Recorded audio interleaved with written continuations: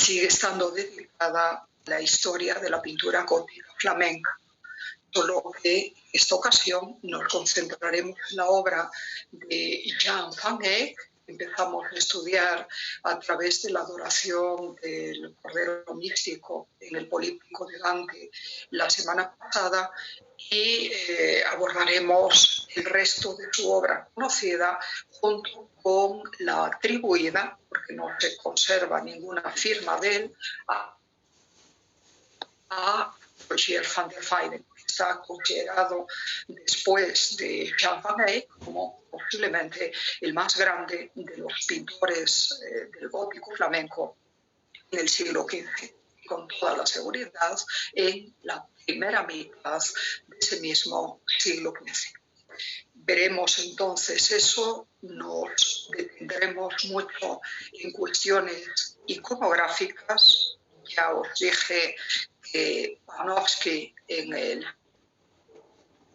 siglo pasado fue quien acuñó el término de simbolismo disfrazado para referirse a la multiplicidad de elementos y objetos de la vida cotidiana dispersos por las pinturas, por los escenarios de estos cuadros flamencos, que sin embargo contienen profundos significados religiosos. Por eso hablamos, como os decía, de simbolismo disfrazado. Parecen cosas comunes, están en el sitio adecuado, pero además de formar parte de la decoración del hogar o de la iglesia, son portadores, vuelvo a recordaros, de un profundo valor o significado ligado a lo sacro. Trataremos de eso el próximo día. Seguiremos hablando de los maestros flamencos, pero ya concentrándonos en los activos a mediados, finales del siglo XV, y quizás necesitemos una clase más para abordar el trabajo del Bosco, seguramente el más famoso de todos ellos para vosotros, pero también junto con Gerard Davis, Marinus o varios más que ya no vamos a estudiar aquí, uno de los más tardíos dentro de esa estética, y tendremos en esa ocasión tratar también de los grabados y de los tapices contemporáneos, aquellos hechos a lo largo de fundamentalmente la segunda mitad del siglo XV. Y eso antes siquiera de estudiar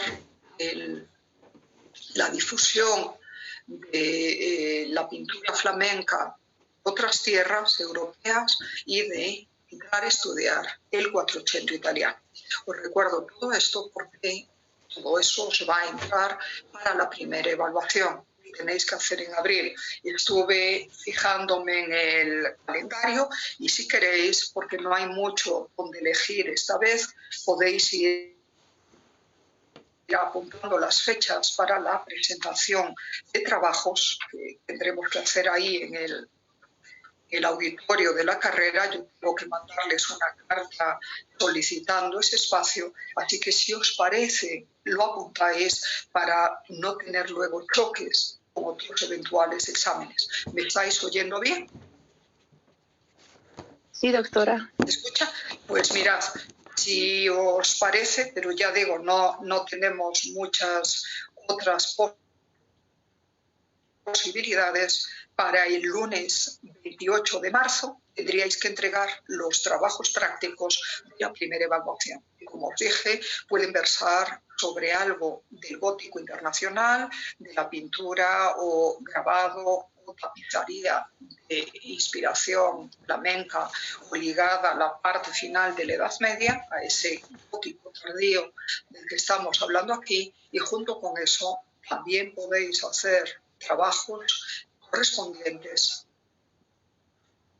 al Quattrocento italiano, pero exclusivamente, fijaros bien por favor en la estética, al Quattrocento, tanto de escultura como de pintura, o si queréis, de arquitectura, pero sin ir más allá de Brunelleschi o de Alberti, porque recordad la obra de Bramante o la obra de Rafael o la de Miguel Ángel o Sansovino o Palladio o tantos otros buenos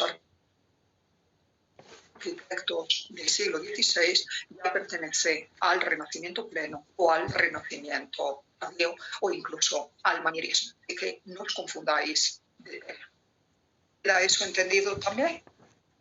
¿Y lo que podéis o no podéis hacer? ¿Alguien ya ha planeado su posible trabajo? Sí, doctora. ¿Sí? ¿Estáis pensando? Bueno, entonces ese sería el día de entrega de trabajo, lunes 28 de marzo. Y os recuerdo que el siguiente mes, y apuntadlo también, por favor, para el lunes 25 de abril, que es el último lunes de ese mes, y cierra, por lo tanto, el periodo de la primera evaluación, tendríais que hacer el examen escrito ahí en el auditorio, ¿de acuerdo? Y para que entréis todos cómodamente, os voy a tener que repartir en 3 grupos, si no sois demasiados, si estáis alrededor de ahora estamos en clase 64, si no pasáis de 90 en total, os puedo repartir en 3 grupos de a 30 cada uno, si no tendría que llegar a hacer hasta 4 grupos, a razón de unos 45 minutos de tiempo de examen. Pero vamos a empezar así, ¿qué os parece? Y esto ya sabéis, se va a ir rotando para que todos quedéis igual de beneficiados.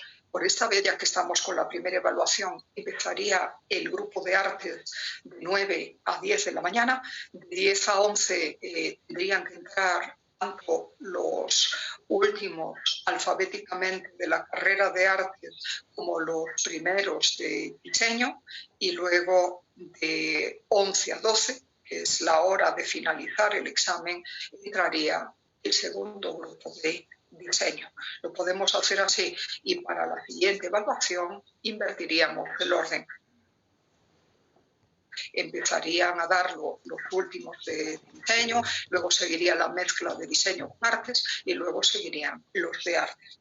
¿Entendido esto? Pero por esta vez, si os parece, para que no haya muchas ni peleas entre vosotros, ni discusiones, ni tener que llevarlo a consultas, que luego siempre hay gente que le conviene o que no le conviene, podemos dejarlo de esa manera si no hay una oposición radical. Sé que siempre a los que les toque primero les va a parecer mal,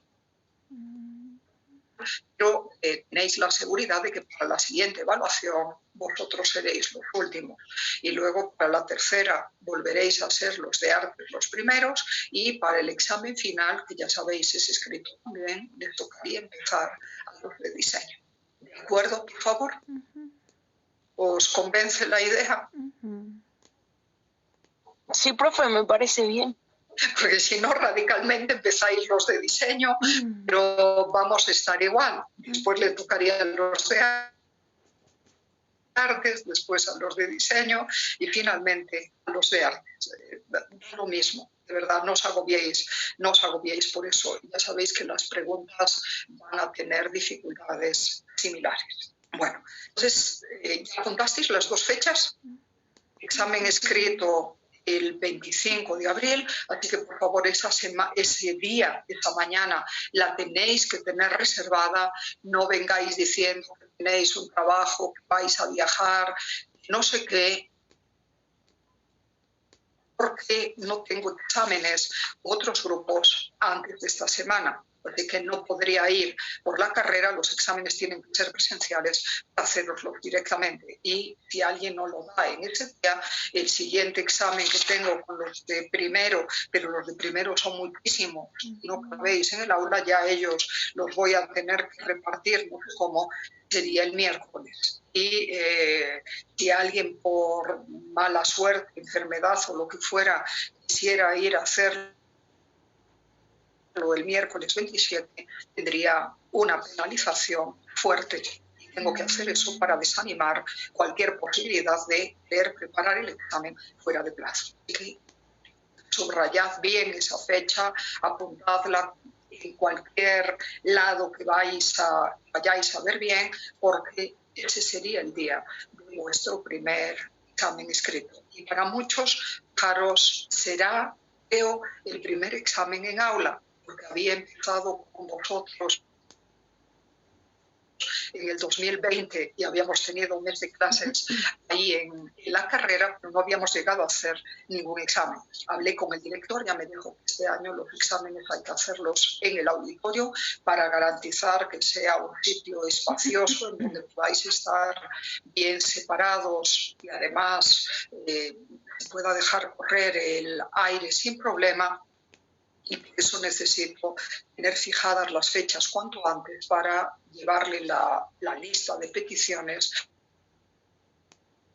la reserva de ese espacio, de ese auditorio, y que luego los otros docentes no nos pongan problemas. Así que ese día a las 9 al grupo que le corresponda tendrá que estar ya sentado ahí, incluso antes de que yo llegue, porque tan pronto llegue yo y de las preguntas comience el examen, y antes de las 10 tenéis que salir para dejar paso al siguiente grupo y luego lo mismo. Así que tenéis que estar mentalizados para hacer exámenes de unos 50 minutos de largo, más o menos, con 3 preguntas de comparaciones sobre distintos aspectos de lo avanzado en el curso de pintura, de grabado, de escultura también, porque en fin, tenemos que llegar al Quattrocento italiano, por lo menos. Así que idlos preparando bien desde ahora.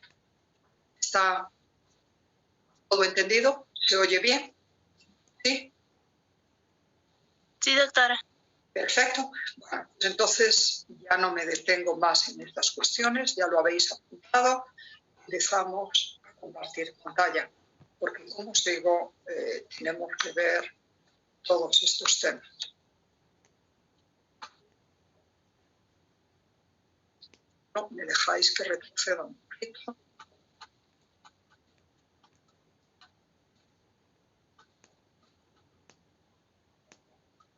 Aquí habíamos quedado, me dejáis aquí también.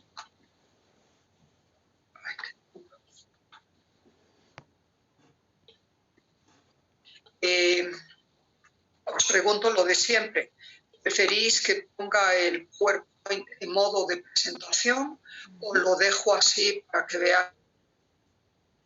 veáis los nombres en el PDF? Así está bien, doctora, gracias. Sí, profe, sí está bien, por favor.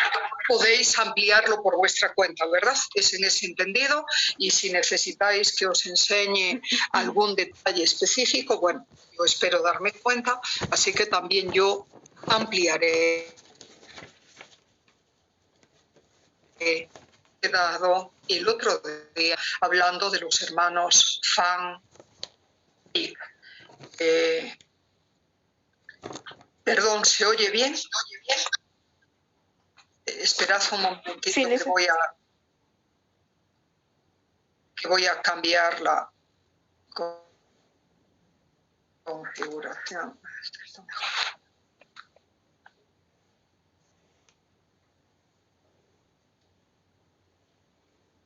Una mejor conexión. Ahora.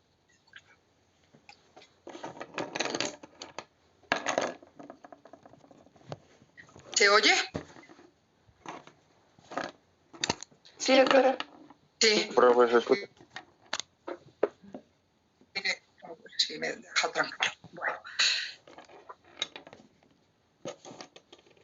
Los hermanos Van Eyck, obviamente flamencos, de los cuales el más famoso fue el menor, Jan, documentado como pintor oficial al servicio del conde de Holanda y obispo, daros también, de Lieja hasta el 1425.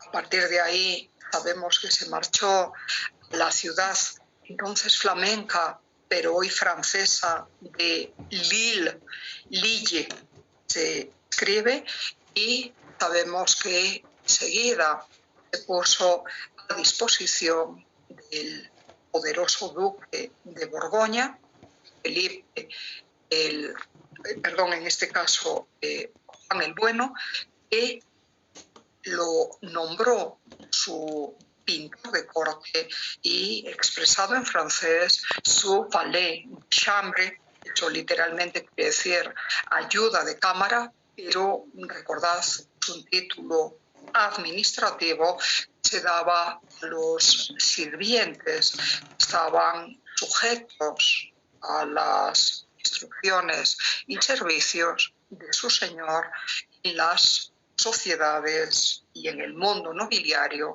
de aquellos tiempos. De hecho, los pintores de corte franceses, borgoñones, flamencos, siempre aparecen mencionados como valet de chambre, es decir, ayuda de cámara. Fijaros, hoy en día en el mundo norteamericano le llaman valet al que lleva a aparcar los autos, es decir, no es una posición demasiado prominente ni demasiado destacada.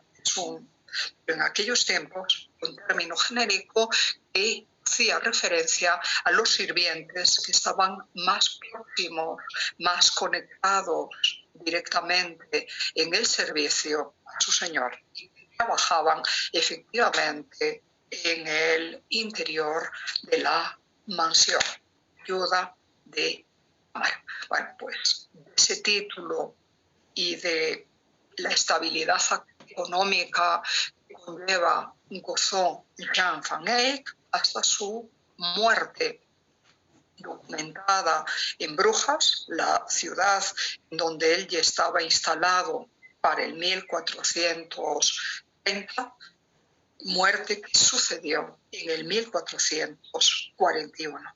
Ya os expliqué en la clase anterior, es un artista estrictamente contemporáneo al maestro de Tournai, escrito Robert Campin, que falleció unos años después que él, en el 1444. Que recordad, la actividad de esos dos pintores se centra, si no lo podéis recordar más, en la primera mitad del siglo XV. ¿De acuerdo? Y si podéis recordar un poquito mejor, lo extendéis hasta cerca o pasados del 1430. Daros por lo menos por favor con eso. El hermano mayor de Jean, Hubert, sabéis, desaparece de la documentación y parece que hay datos acerca incluso de su entierro en el 1426. Eso os decía de todo el maravilloso y complejo político que estáis viendo aquí. Entendemos que Hubert quizás pudo desarrollar elementos del diseño, quizás pudo haber empezado a pintar algunas de las tablas,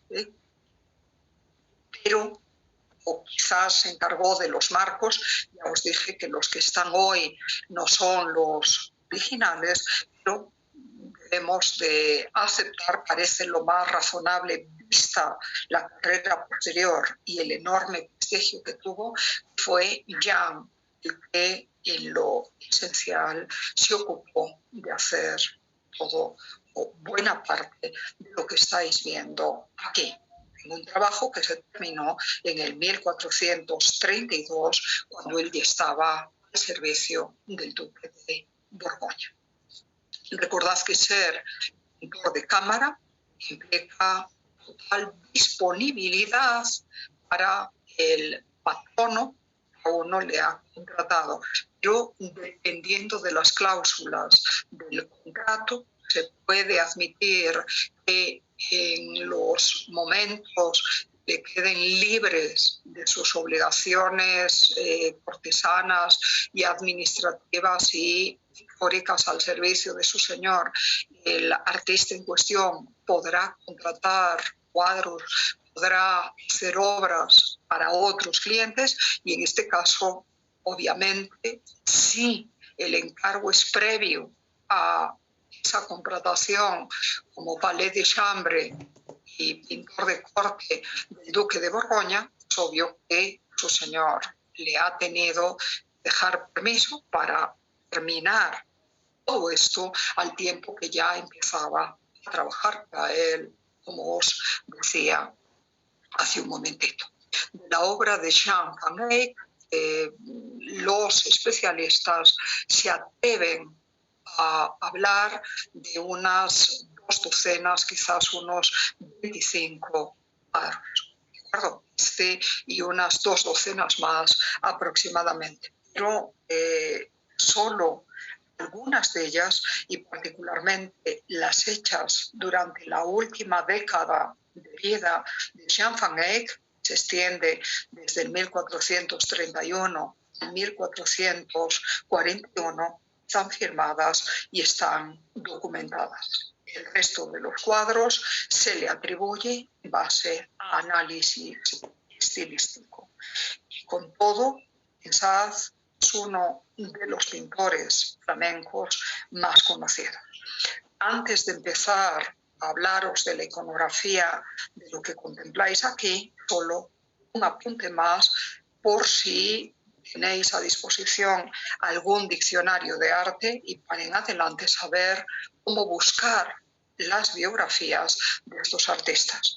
Recordad que en el mundo de la bibliografía, y también obviamente al buscar personalidades en cualquier diccionario especializado, los apellidos flamencos o alemanes tienen la partícula van, que quiere decir de en holandés y flamenco, o von, que quiere decir lo mismo de, pero en alemán, acordaros del músico Ludwig von Beethoven. Cuando hay estas partículas, el apellido que tenéis que buscar o el lugar de origen que tenéis que buscar es, en este caso, el término Eyck. Nunca busquéis a Jean Van Eyck por Van, nunca lo busquéis en las letras de la B corta. Lo mismo con Van der Weyden, que quiere decir literalmente del prado. Hay que buscar por Weyden únicamente. Y lo mismo pasa, acordaros, en español o en las otras lenguas, a menos que esa partícula forme parte específica del primer o del segundo apellido. Normalmente se busca por el nombre que está en mayúscula y por eso también esa partícula intermedia va con minúscula. Simplemente quiere decir de Jean de Eyck, como él mismo nos va a recordar en la inscripción que pone en latín en uno de sus más famosos cuadros. ¿Queda entendido eso, por favor? También os conviene saber lo que significan los apellidos o los términos en otras lenguas, cómo podéis encontrarlos debidamente.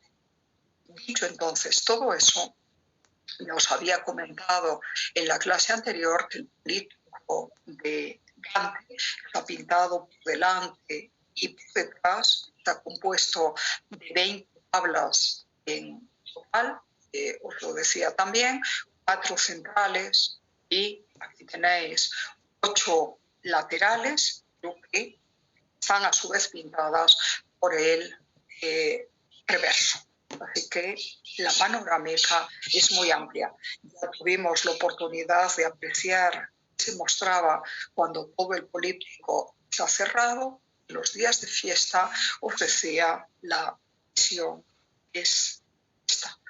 Arriba con figuras de tamaño natural o incluso un poquito más grandes que natural, y eso es verdaderamente excepcional en la pintura flamenca y en general en la pintura europea de estos tiempos, y de ahí el extraordinario logro y mérito de Jean Van Eyck, aparece el tema de la diesis, es la plegaria perfecta por la intercesión de los pecadores arrepentidos en el último momento que hacen la Virgen María y San Juan el Bautista ante el trono del Supremo Juez, que es Cristo.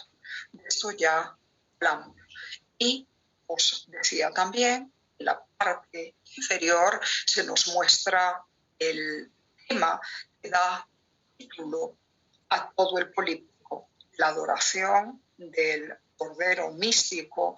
Aquí lo tenéis en el monte Sión, imagen del paraíso, sobre un altar marcado por los 7 sellos de la visión de Juan en el Apocalipsis, siendo adorado por ángeles, arcángeles y una representación del resto de los coros angélicos, mientras hacia él se dirigen desde todos los confines de la tierra, llegando precisamente ahí al paraíso, los confesores, las vírgenes, los mártires, santos en general de la Iglesia de todos los tiempos, y entre los cuales podemos apreciar con nitidez los 4 evangelistas que se manifiestan arrodillados con sus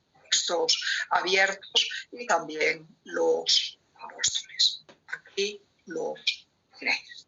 Y fijaros igualmente como por encima del Cordero místico, es la imagen sacrificial, la imagen redentora de Cristo, el anunciado por Juan como el Cordero de Dios que viene a limpiar los pecados del mundo, aparece la representación simbólica del Espíritu Santo.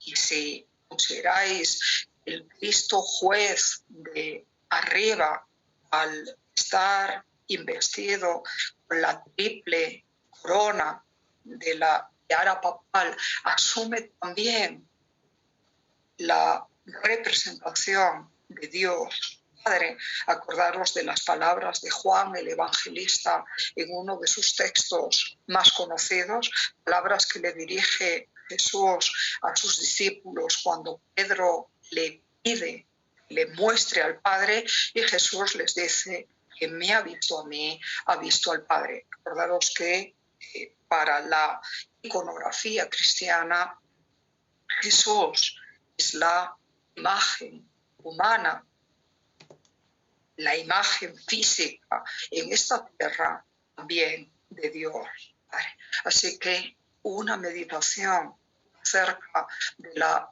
profunda identidad en cuanto a esencia divina entre el Padre, el Hijo y el Espíritu Santo, y un recordatorio de las específicas funciones de cada persona de Dios, el Padre Creador, el Espíritu Santo Santificador, el Hijo Redentor, está proclamado en este eje vertical y principal de la composición desarrollada aquí por los hermanos Famel. Entendido eso, fijaros cómo alineado también con el altar sobre el que se muestra el Cordero Pascual, aparece el pozo de la gracia, un tema simbólico importantísimo en la teología cristiana y objeto de otras pinturas flamencas ligadas a la escuela precisamente o al taller de Jean Van Eyck, incluso conservados en España. En el Museo del Prado hay una pintura inspirada parcialmente en esta, como va a suceder con las del español Lluís Dalmau, de las que os hablaré en su momento, titulada precisamente El Pozo de la Gracia. Hace referencia a esa gracia santificadora que emana de Dios y se vierte, se extiende a todos los seres humanos que quieran beneficiarse de ella.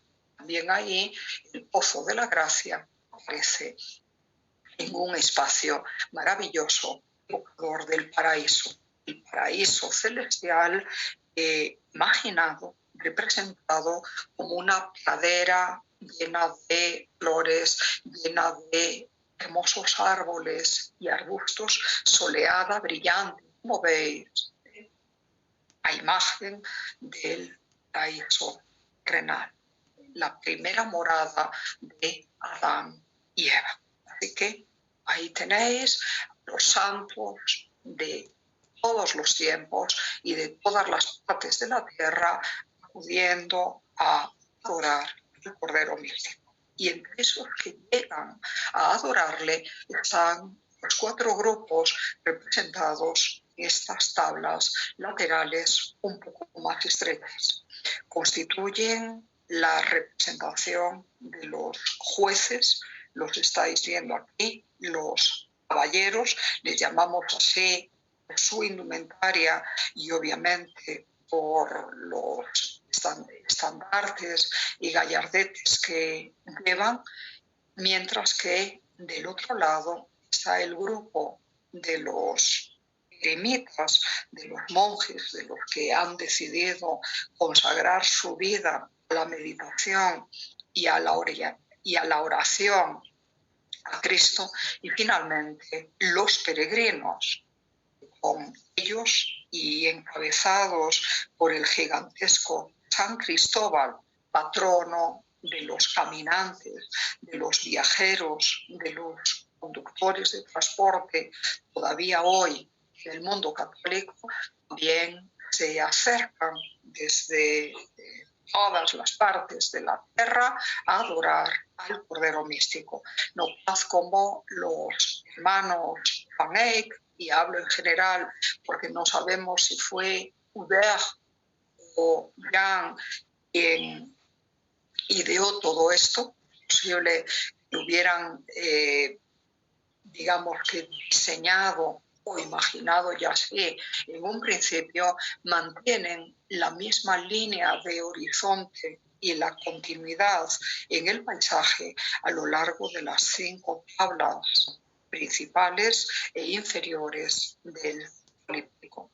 Eso es también interesantísimo porque tenéis que saber, por ejemplo, en Italia o en general en la pintura flamenca, la continuidad entre el centro y los laterales fue una cosa más bien tardía. Y sin embargo, ya visteis el otro día con el maestro de Cemal, había continuidad entre la representación del donante y su esposa a la puerta de la casa y la anunciación que aparecía en el medio, aunque el taller de San José estuviera un poco desvinculado de aquello y, como digo, otros artistas desarrollarán esa manera de purificar la composición solo en fechas más tardías. Y en cambio aquí tenéis una representación alargada en el espacio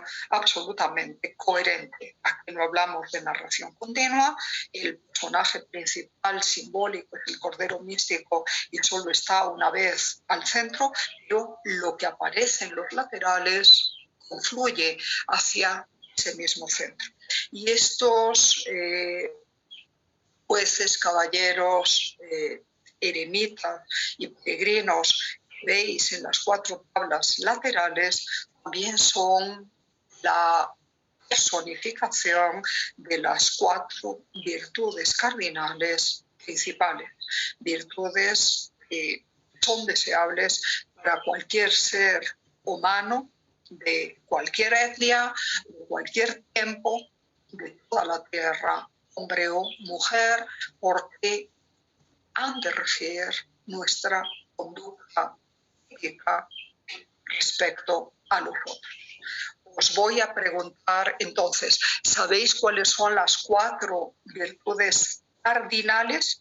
Y se les llama así cardinales porque son como el eje vertical y horizontal de nuestra conductas, o por lo menos deberían serlo. Unas son las virtudes teologales o teológicas, son específicas del cristianismo. La fe, la esperanza, la caridad, quizás las conozcáis, pero ¿cuáles son las virtudes cardinales?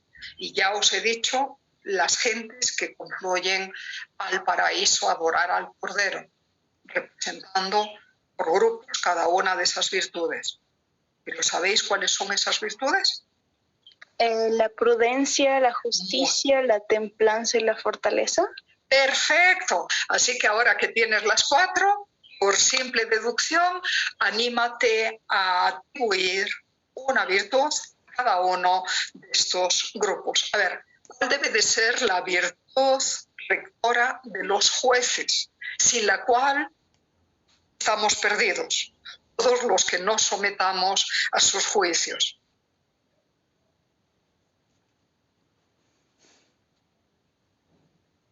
Vas muy bien. A los jueces, ¿qué virtud les corresponde? Deben de tenerlas todas, pero particularmente, ¿cuál de ellas? Justicia. La justicia, creo que sí. Un juez sin justicia, fijaros el problema por el que estamos pasando en Bolivia, nos acaba fastidiando a todos, más que sus juzgados, nos volvemos sus víctimas. La virtud fundamental entonces de los caballeros, ¿cuál será? Quedan 3. Fortaleza. La fortaleza. La deben de tener obviamente los caballeros, pero fijaros, la fortaleza de ánimo es esencial también para cualquier persona. Saber sobreponerse a los momentos más duros de la vida, entendiendo que también van a pasar, como han pasado los anteriores, tomar decisiones buenas, determinantes, para emprender un camino o el otro, regido por la justicia, por las otras virtudes, pero con ese ánimo de entereza, con ese ánimo de fortaleza. Se va a acabar rapidito. La virtud de los eremitas, de los monjes, de los dedicados a vivir en soledad, ¿cuál será de las 2 que nos quedan? La templanza. La templanza. Privarse de los placeres, sobre todo carnales, y la de los peregrinos, la de los caminantes, van por sitios del mundo que no conocen. Prudencia. La prudencia, hay que andar con mucho cuidado también por la vida. Así que cada uno de esos grupos encarna, personifica cualquiera de estas virtudes. Un paisaje con árboles inspirados en el mundo mediterráneo,